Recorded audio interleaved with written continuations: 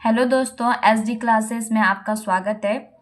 आज हम एनसीईआरटी अध्याय 1 पादपों में पोषण न्यूट्रिशन इन प्लांट्स को पढ़ेंगे, जिसमें हम पहले पोषण की परिभाषा को देखेंगे। तो आइए, पोषण न्यूट्रिशन क्या होता है? जीव द्वारा भोजन प्राप्त करना और उसका उपयोग शरीर की वृद्धि, ऊर्जा प्राप्ति तथा रखरखाव के लिए करना। क्या होता है? जो जीव है उसके द्वारा भोजन का उपयोग करना। भोजन क्या क्या हो सकता है? जैसे कार्बोहाइड्रेट, प्रोटीन, वसा, विटामिन्स, खनिज, लवण। ठीक है। और फिर क्या होता है? जब हम उसे खाते हैं फिर क्या होता है? उसका उपयोग होता है किस काम में? शरीर की वृद्धि के लिए, ऊर्जा जो हमें कार्य करने के लिए ऊर्जा देती है। ठीक है, यही क्या है? पोषण कहलाता है। तो आइए अब पोषण के प्रकार भी देख लेते हैं। पौधों में पोषण के प्रकार। मुख्य रूप से पौधों में दो प्रकार के पोषण पाए जाते हैं। पहला होता है स्वपोषी पोषण, जिसे इंग्लिश में ऑटोट्रॉफिक न्यूट्रिशन कहते हैं। दूसरा है परपोषी पोषण, जिसे हेटेरोट्रॉफिक न्यूट्रिशन कहते हैं। तो आइए स्वपोषी पोषण की परिभाषा देखते हैं। स्वपोषी पोषण वह प्रक्रिया है जिसमें जीव अपना भोजन स्वयं बनाते हैं। जैसे एग्जाम्पल हो गया पौधे। क्या होते हैं? जो स्वपोषी जीव होते हैं वो क्या करते हैं? अपना भोजन स्वयं बनाते हैं, किसी दूसरे जीव पर निर्भर नहीं रहते हैं। वो क्या कहलाता है? वो पोषण की स्वपोषी पोषण विधि कहलाती है। ठीक है। तो आइए अब परपोषी पोषण की परिभाषा देखते हैं। परपोषी पोषण वह प्रक्रिया है जिसमें जीव अपना भोजन स्वयं नहीं बना सकते और दूसरे जीवों पर निर्भर रहते हैं। ऐसे जीवों को परपोषी कहा जाता है। क्या होता है परपोषी पोषण? क्या होता है? वह ऐसा पोषण होता है जिसमें जो जीव होता है वह स्वयं अपने भोजन का निर्माण नहीं कर सकता है। वो प्रत्यक्ष और अप्रत्यक्ष रूप से क्या होता है? दूसरों पर निर्भर रहता है। वही क्या कहलाता है? परपोषी पोषण। जैसे एग्जाम्पल हो गया मनुष्य, जानवर और कुछ प्लांट्स भी ऐसे होते हैं जो दूसरे प्लांट्स पर निर्भर रहते हैं। ठीक है। तो आइए अब पौधों में पोषण की स्वपोषी प्रणाली, autotrophic nutrition system in plants को देखते हैं। स्वपोषी प्रणाली। ठीक है। स्वपोषी प्रणाली वह प्रक्रिया है जिसमें हरे पौधे अपना भोजन स्वयं बनाते हैं। वे सूर्य का प्रकाश, जल, कार्बन डाइऑक्साइड और क्लोरोफिल की सहायता से ग्लूकोज या भोजन तैयार करते हैं। क्या होता है? जो स्वपोषी जीव होते हैं वो अपने भोजन का निर्माण स्वयं करते हैं। कैसे करते हैं? सूर्य के प्रकाश और जल, कार्बन डाइऑक्साइड गैस और क्लोरोफिल की सहायता से। ठीक है। इनके द्वारा क्या होता है? भोजन का निर्माण होता है। और ये पूरी प्रक्रिया, इसमें सूर्य के प्रकाश का उपयोग, जल का उपयोग, कार्बन डाइऑक्साइड का उपयोग, क्लोरोफिल का उपयोग, ये क्या कहलाता है? प्रकाश संश्लेषण कहलाता है। ठीक है। क्या होता है?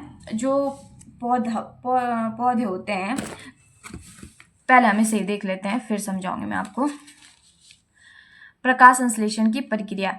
पौधे अपनी पत्तियों के माध्यम से प्रकाश संश्लेषण करते हैं। जो प्रकाश संश्लेषण की प्रक्रिया है वो कहाँ होती है? पौधे के कौन से भाग में होती है? पौधे के पत्तियों वाले भाग में होती है। क्या होती है? अगर भोजन निर्माण है वो पत्तियों में होता है। अगर पत्तियों को भोजन बनाना है तो पत्तियों को क्या क्या चाहिए होगा? अगर पत्तियों को भोजन बनाना है तो उसे कार्बन डाइऑक्साइड भी चाहिए। मैंने कहा था ना आपसे, ये सूर्य का प्रकाश, जल, कार्बन डाइऑक्साइड और क्लोरोफिल की सहायता से भोजन निर्माण होता है। ठीक है। और भोजन निर्माण कहाँ होता है? पत्तियों में होता है। और अगर पत्तियों को भोजन बनाना है तो किस किस चीज़ की आवश्यकता पड़ेगी? कार्बन डाइऑक्साइड गैस की आवश्यकता पड़ेगी। ठीक है। जो कहाँ से प्राप्त होगा? वायु से प्राप्त होगा। ठीक है।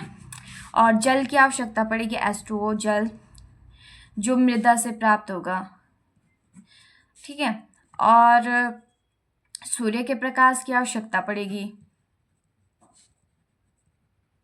जो सूर्य से प्राप्त होगा। और इसे ग्रहण करने का काम कौन करता है? क्लोरोफिल करता है। ठीक है। क्लोरोफिल इसे एब्जॉर्ब करने का काम करता है। क्या होता है? जो ये क्लोरोफिल है पौधे के पत्तियों वाले भाग में पाया जाता है। ये क्या होता है? पत्तियों में पाया जाता है। क्लोरोफिल कहाँ पाया जाता है? पत्तियों में पाया जाता है। और ये क्लोरोफिल क्या करता है? ये कार्बन डाइऑक्साइड और जल का उपयोग सूर्य के प्रकाश की उपस्थिति में करके ग्लूकोज का निर्माण करता है। ठीक है। जब भोजन बन जाता है, ये क्या हो गया? भोजन हो गया। अगर जब ग्लूकोज बन जाता है तो क्या होता है? जो पत्तियों में जो भोजन बना है उसका उपयोग पौधे के सभी भाग करते हैं। ठीक है, उसकी जड़, तना, पत्ती सभी द्वारा उसका उपयोग किया जाता है। जैसे कि मतलब आप कह सकते हैं कि मतलब देखते हैं कि जैसे आपकी मम्मी घर में खाना बनाती हैं, ठीक है, तो खाना सभी के लिए बनाती है ना, हर हर सदस्य उस खाने का उपयोग करता है। उसी प्रकार से क्या होता है, जो पौधे की पत्तियां होती है जब वो खाना निर्माण करती हैं तो जो वो भोजन होता है उसका उपयोग भी पौधे के सभी भागों द्वारा किया जाता है। ठीक है, देखो यहाँ पे प्रकाश संश्लेषण प्रक्रिया है ये, जो ये कार्बन डाइऑक्साइड, जल, देखो यहाँ पे प्रोसेस ये है प्रकाश संश्लेषण की प्रक्रिया। पौधे अपनी पत्तियों के माध्यम से प्रकाश संश्लेषण करते हैं, जैसे मैंने आपको समझाया। प्रकाश संश्लेषण क्रिया कहाँ हो रही है? पत्तियों में, क्योंकि पत्तियों में क्या है? क्लोरोफिल है, और ये क्लोरोफिल क्या करता है? एब्जॉर्ब करने का कार्य करता है सूर्य के प्रकाश को। ठीक है, और जब ये सूर्य के प्रकाश को ग्रहण करता है तो ये क्या करता है? कार्बन डाइऑक्साइड और जल का उपयोग करता है, जिससे क्या बनता है? ग्लूकोज बनता है। तो इसे ऐसे समझते हैं कि कार्बन डाइऑक्साइड और जल का उपयोग सूर्य के प्रकाश की उपस्थिति में करके ग्लूकोज का निर्माण और ऑक्सीजन का निर्माण क्या कहलाता है? प्रकाश संश्लेषण कहलाता है। और ये पूरी क्या है? प्रक्रिया है प्रकाश संश्लेषण की। ठीक है, जिसमें कार्बन डाइऑक्साइड, जल और क्लोरोफिल, सूर्य का प्रकाश, ये सभी शामिल होते हैं और जिससे भोजन का निर्माण होता है। तो आइए प्रकाश संश्लेषण की परिभाषा भी देख लेते हैं। पौधों की क्लोरोफिल युक्त पत्तियां कार्बन डाइऑक्साइड गैस एवं जल का उपयोग सूर्य के प्रकाश की उपस्थिति में करके ग्लूकोज और ऑक्सीजन गैस का निर्माण करती हैं। इसे प्रकाश संश्लेषण कहा जाता है। जैसे मैंने अभी आपको समझाया था, क्या करता है? जो पत्तियों में जो क्लोरोफिल पाया जाता है वो क्या है? सूर्य के प्रकाश को एब्जॉर्ब करने का कार्य करता है। ठीक है, जिसका उपयोग वो कार्बन डाइऑक्साइड और जल का उपयोग उस प्रकाश की उपस्थिति में करके भोजन का निर्माण करता है और ऑक्सीजन का निर्माण करता है। ठीक है, यही क्या है? प्रकाश संश्लेषण कहलाता है। और ये पूरी प्रक्रिया जो होती है वो प्रकाश संश्लेषण प्रक्रिया कहलाती है। तो आइए अब देखते हैं पौधों में पोषण की विषमपोषी प्रणाली, हेटेरोट्रॉफिक न्यूट्रिशन इन प्लांट्स।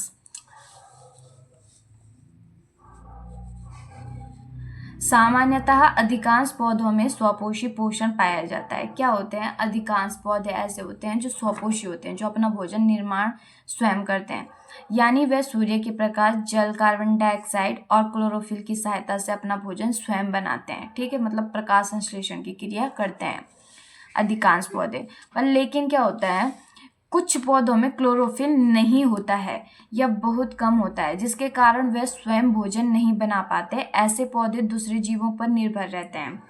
क्या होते हैं? कुछ पौधे ऐसे होते हैं जो प्रकाश संश्लेषण की क्रिया नहीं कर पाते हैं, क्योंकि क्या है? उनमें क्लोरोफिल नहीं पाया जाता है, क्योंकि जो एब्जॉर्ब करने का कार्य है सूर्य के प्रकाश को वो तो क्लोरोफिल करता है।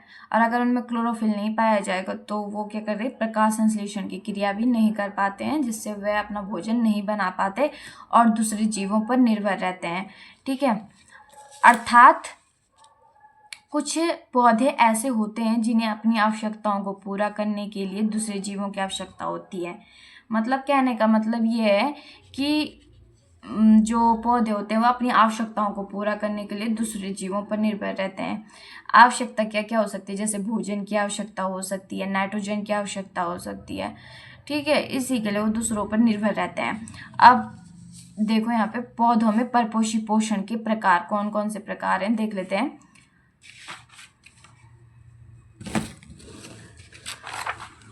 पहला है परजीवी पोषण, दूसरा है मृतोपजीवी पोषण, तीसरा है सहजीवी संबंध, चौथा है कीट भक्षी पादप। तो आइए इन्हें हम देख लेते हैं कि क्या क्या होते हैं। पहला है परजीवी पोषण, पैरासाइटिक न्यूट्रिशन। ठीक है, जब कोई पौधा अपना भोजन स्वयं नहीं बना पाता और किसी दूसरे जीवित पौधे पर निर्भर रहकर उससे भोजन प्राप्त करता है। देखो पहला है परजीवी पोषण। क्या होता है परजीवी पोषण, इसे देखते हैं। जब कोई पौधा अपना भोजन स्वयं नहीं बना पाता और किसी दूसरे जीवित पौधे पर निर्भर रहकर उससे भोजन प्राप्त करता है तो ऐसे पोषण को परजीवी पोषण कहा जाता है। ठीक है, इसका उदाहरण हो गया अमरबेल। क्या होता है अमरबेल? मतलब इसका कहने का मतलब है जो अपना भोजन स्वयं नहीं बना पाता और दूसरे जीवों पर निर्भर रहता है, परजीवी कहलाता है। क्या होता है जो अमरबेल होता है वो क्या होता है? पीला और दुर्बल तना वाला पौधा होता है। ये क्या करता है? अपना भोजन स्वयं नहीं बना पाता, प्रकाश संश्लेषण क्रिया नहीं कर पाता, जिससे क्या करता है? ये दूसरे पौधों पर चारों ओर लिपट जाता है और उनके द्वारा बनाए गए भोजन को क्या करता है? ग्रहण करता है या एब्जॉर्ब करता है, उसे ले लेता है। तो ये क्या है? परजीवी पोषण कहलाता है। ठीक है, तो आइए अब देखते हैं मृतोपजीवी पोषण, सैप्रोफाइटिक न्यूट्रिशन।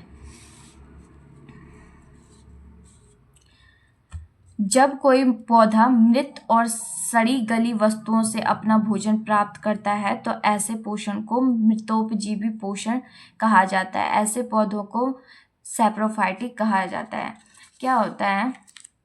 जब कोई पौधा सड़े गले पदार्थों से अपना भोजन बनाता है तो वो क्या कहलाता है? सैप्रोफाइटिक न्यूट्रिशन कहलाता है। ठीक है, तो अब हम देखेंगे सिम्बायोटिक न्यूट्रिशन, सहजीवी पोषण क्या होता है।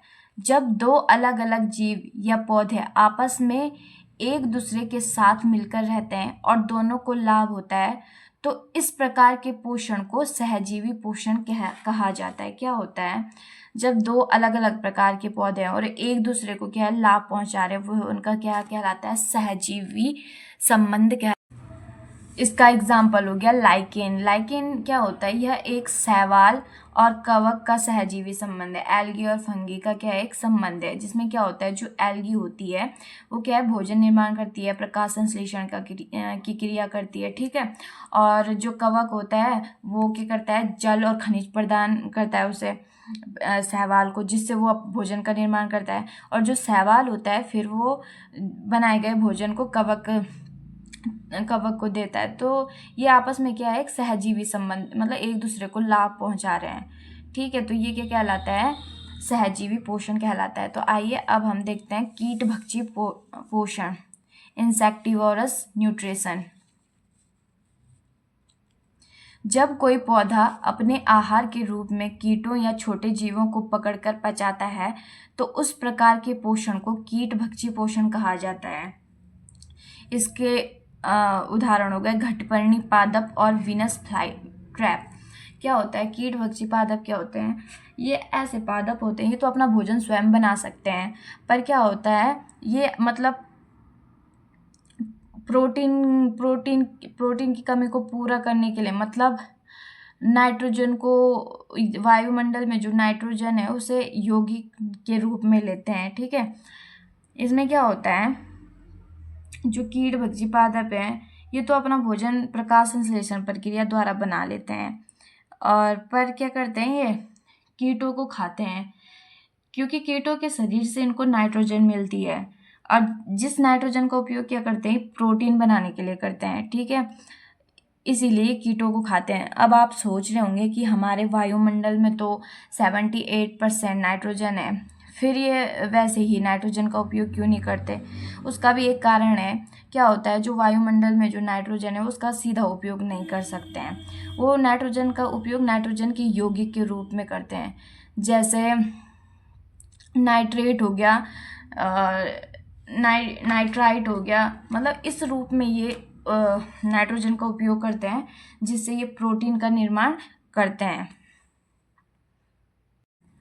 अगर वीडियो अच्छी लगी हो तो लाइक सब्सक्राइब जरूर करें। Thanks for watching my video.